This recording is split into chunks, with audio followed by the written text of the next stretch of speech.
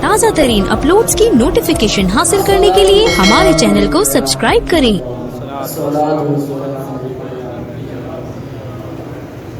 میں نے ایک آیت کریمہ آپ کے سامنے پڑھی، اہدنا الصراط المستقیم۔ یا رب ہمیں ہدایت عطا فرما، اہدنا ہمیں ہدایت عطا فرما۔ ہم جہالت کی تاریکی میں گھرے ہوئے، ہم جہالت کے سمندر میں ڈوبے ہوئے ہیں، یا رب تو ہمیں ہدایت دے۔ رب نے ہمیں ہدایت دی، اسلام سے مشرف فرمایا، تاریکی سے نکال کر روشنی کی طرف لے گیا اور ہمیں ایک اسلام کی شکل میں روشنی عطا کی۔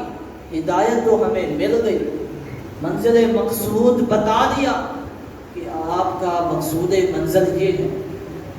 اب جب مقصود منزل مقصود کا تو پتہ چلا، اب راستہ کون سا ہونا چاہیے، کس راستے سے، اور ایسے راستے کی ہمیں ہدایت ملے کہ جو منزل مقصود تک پہنچا۔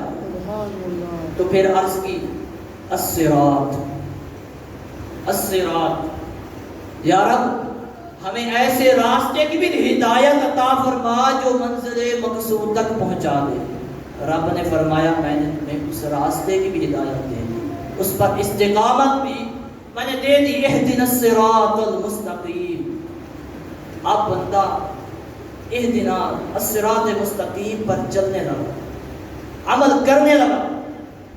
جب بندہ صراط مستقیم پر عمل کرنے لگا تو شیطان کو صدمہ ہوا، شیطان کو دکھ ہوا کہ بندہ صراط مستقیم پر کیوں چل رہا ہے۔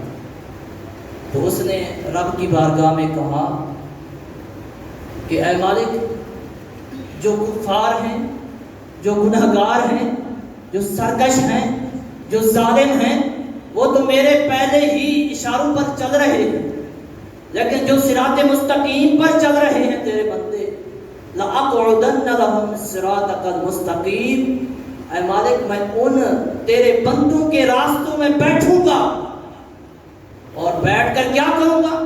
فرمایا، کہا اس شیطان نے فَبِعِزَّتِكَ لَأُغْوِيَنَّهُمْ أَجْمَعِينَ۔ تازہ ترین اپلوڈز کی نوٹیفیکیشن حاصل کرنے کے لیے ہمارے چینل کو سبسکرائب کریں۔